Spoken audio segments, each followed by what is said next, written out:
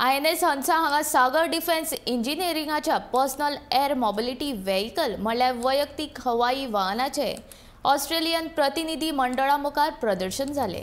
हे हवाई वाहन वैयक्तिक आनी स्टोरांचे आंतरजहाज हस्तांतरण करपाक वापरूं येता।